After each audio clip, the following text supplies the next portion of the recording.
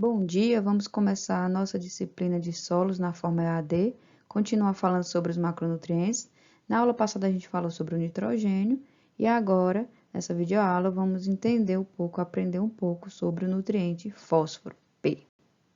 Acompanhe. Vamos continuar a falar sobre os macronutrientes primários, no caso o fósforo. Ele é um macronutriente primário menos exigido pelas culturas que nitrogênio e potássio, ele é muito menos exigido, mas ele é mais aplicado na lavoura, porque ele está muito ligado à limitação da produção. Então, baixo teor no solo, ele tem um baixo teor no solo de fósforo, e é o nutriente que mais limita a produção, por isso que é muito aplicado na lavoura. Se você aplicar menos fósforo, a produção geralmente ela diminui. O nitrogênio está mais envolvido com o crescimento, no crescimento da planta. Intemperismo, aqui. Vamos falar sobre intemperismo daqui a pouco. Então, os solos brasileiros, eles são muito pobres em fósforo. Eles são bem pobres em fósforo, não são ricos em fósforo. Os solos mais ricos são derivados de rocha basáltica, diabásio e não muito intemperizados. O que é essa intemperização? Vocês já devem ter ouvido falar, mas é um conjunto de processos mecânicos, químicos e biológicos que ocasionam a desintegração e a decomposição das rochas. Então, quando os solos são pobres, os solos que são pobres de fósforo, eles são derivados de arenídeos e calcários, ou excessivamente intemperizados, que são aqueles os solos do semiárido, por exemplo, que tem muita temperatura, pouca chuva. Então, tudo isso causa uma maior intemperização e faz com que o solo ele fique degradado e perca muito nutriente, principalmente o fósforo. Falamos sobre o ciclo do nitrogênio, agora vamos falar sobre o ciclo do fósforo. Com o mesmo esquema. Verde componente, entrada azul, saída em vermelho. Então vamos lá, quais são as entradas? Esterco animal e fertilizantes orgânicos, resíduos de plantas, deposição atmosférica e fertilizantes minerais. Então também a parte de compostagem orgânica faz com que forneça nutriente de fósforo para a planta. Vamos falar agora sobre os componentes. Fósforo orgânico, microbiológico, resíduo de plantas, humus, faz com que seja absorvido, seja transformado na solução do solo, em que a planta ela consegue absorver o H2PO4- e HPO4- São as formas que a planta consegue absorver o fósforo. Como você pode ver nessa figura aqui. Absorve na solução do solo essas duas formas de absorção. Pode também vir o componente mineral primário, apatita, superfície minerais de argila, óxido de ferro e alumínio, componentes secundários também. Então, esses componentes aqui, eles não são absorvidos diretamente pela planta, eles são convertidos por meio de processos de oxirredução ou de precipitação, adsorção, e vão ser transformados em HPO4- e H2PO4- para ser absorvido pela planta. Então, é chamado de ortofosfato primário, esse H2PO4-, e o secundário é HPO4-. A saída. A saída, no caso aqui, lixiviação é pouco comum. No nitrogênio, a gente já viu que é mais comum ocorrer essa perda no solo. A lixiviação é pouco comum no fósforo. Tem a retirada pela colheita, como sempre. E também tem o escoamento e erosão. Vamos falar aqui sobre os fatores que afetam o teor de fósforo disponível no solo. A disponibilidade. O pH, quando ele é ácido, ele afeta a maioria dos nutrientes essenciais para a planta. E com fósforo não é diferente. Então, quando o pH ele é ácido, ele está um pH menor que 5, 3, 4, o fósforo ele fica indisponível para a planta. Você pode aplicar o que for de fertilizante e não vai conseguir absorver esse fósforo, ele não vai ficar disponível. E aí, quando você aplica calagem, faz a correção desse solo, o pH aumenta, fica entre 5, 6,5, e aí esse teor de P disponível no solo aumenta. Em relação ao tipo e quantidade de materiais de argila, com o uso de fontes de fósforo de liberação lenta, a disponibilidade deste nutriente aumenta ao longo do tempo, sendo mais pronunciado em solos argilosos, seguido pela textura média e arenoso. Então, Em solos argilosos, a disponibilidade de fósforo aumenta, diferentemente do que acontece em solos arenosos de textura média. Quanto maior o nível de fósforo no solo, maior a disponibilidade desse fósforo para a planta. Aeração. Vamos falar um pouco sobre a aeração. As práticas que aumentam a aeração do solo, como gradagem, subsolagem, tendem a aumentar essa aeração, pois a absorção dos elementos do solo também aumenta, porque aí uma camada compactada do solo, que tem pouca aeração, vai diminuir essa disponibilidade no solo. A umidade, o que é que a gente tem que falar sobre a umidade? Um solo úmido, ele aumenta a disponibilidade do solo, porque não se pode falar em disponibilidade de qualquer elemento em condições de solo seco. A água ela também constitui-se no veículo natural para o movimento dos íons no solo. Fluxo de massa, difusão, que eu já falei lá na frente sobre as formas de absorção dos íons nas raízes, né? Temperatura, que a gente tem que falar sobre a temperatura. Na faixa de 0 a 30 graus, a absorção cresce de modo praticamente linear com a lixiviação da temperatura, com a elevação da temperatura, e isso se explica pelo fato de que dentro do limite há um aumento da atividade metabólica da planta, principalmente a intensidade respiratória. Então, até 30 graus aqui, a disponibilidade aumenta. Quando aumenta a temperatura demais, 50, 60, já dá algum problema na absorção. E disponibilidade de outros nutrientes. Outros nutrientes podem influenciar também nessa disponibilidade de fósforo. Vamos lá falar sobre as funções do fósforo. Ele é essencial no ciclo de energia da célula, formação de raízes e sementes, por isso que eu falei lá anteriormente, que é muito importante na produção, porque auxilia na floração e maturação dos frutos. Então, quando está nessa época de enchimento de grãos, na produção de frutos,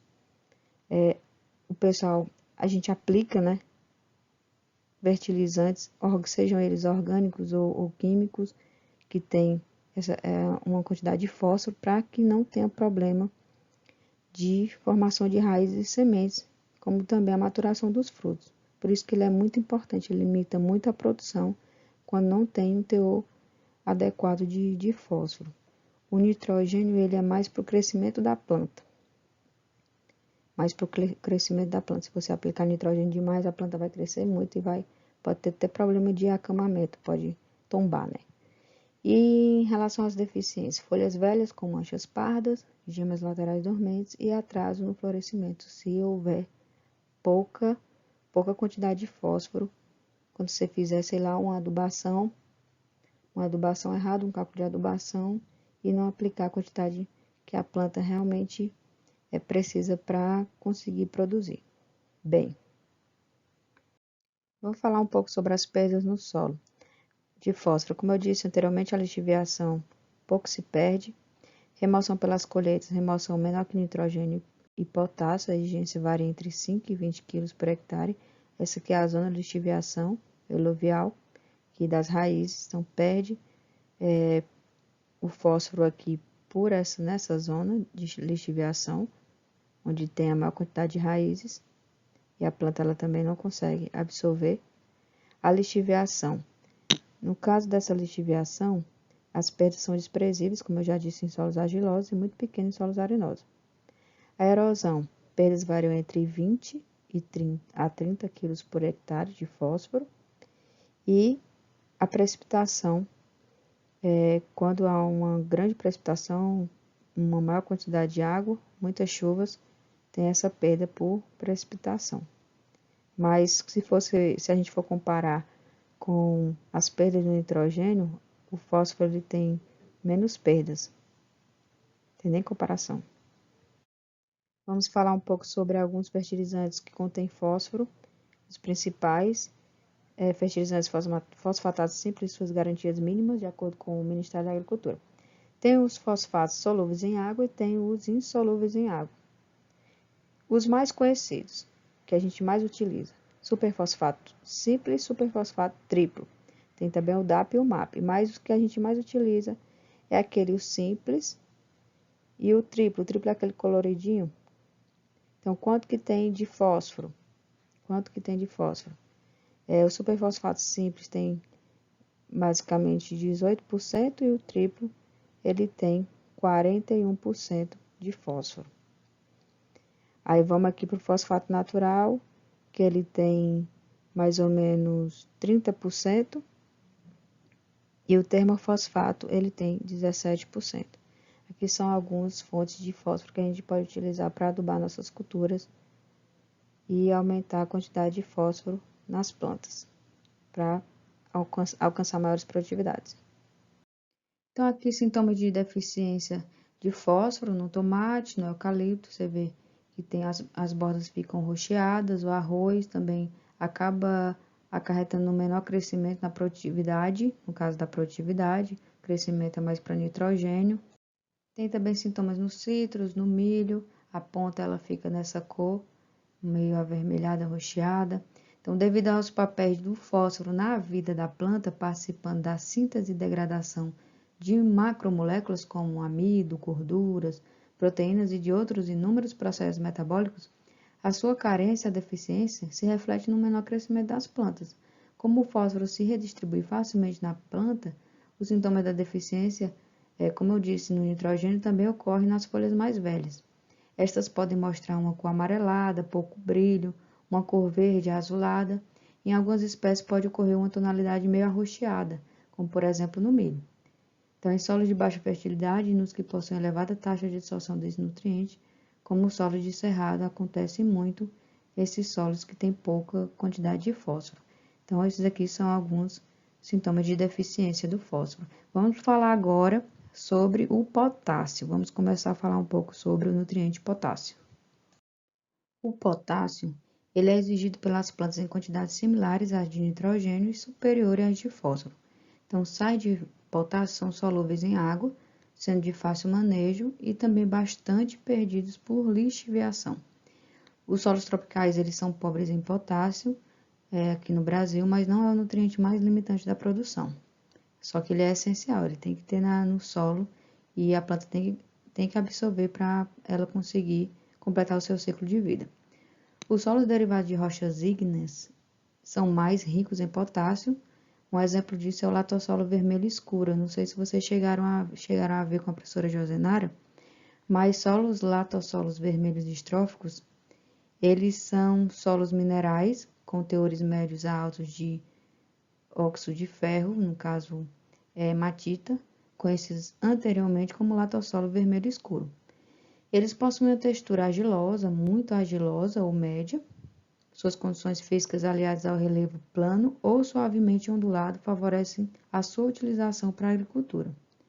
Já os solos derivados de arenito e calcário, eles são mais pobres em potássio, que a gente pode citar aqui o neossolo quartzarênico. Essa classe de solo ela ocorre em um relevo plano ou suave ondulado, muito encontrado no Ceará, apresenta uma textura arenosa ao longo do perfil e com amarelado uniforme abaixo do horizonte A, que é aquele horizontezinho, o primeiro horizonte, né? Que é ligeiramente escuro. Considerando-se o relevo de ocorrência, o processo erosivo não é alto, porém deve-se precaver com a erosão devido à textura ser essencialmente arenosa.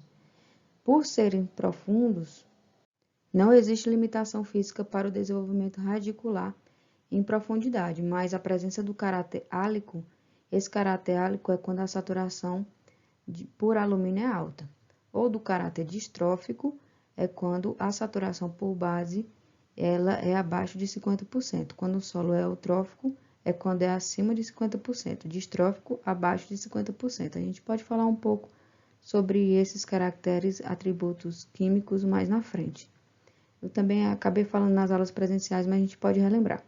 Limita o desenvolvimento radicular em profundidade, esse caráter álico ou caráter distrófico, agravando assim, pode ser agravado devido à reduzida quantidade de água disponível por conta dessa textura essencialmente arenosa. Os teores de matéria orgânica, fósforo e micronutrientes são também muito baixos nesses neossolos quartzarênicos. Finalizamos mais uma videoaula em que falamos do fósforo e começamos a falar um pouco sobre o potássio. E na próxima videoaula a gente vai terminar o assunto de potássio, macronutrientes primários. Bons estudos a todos. Bom dia.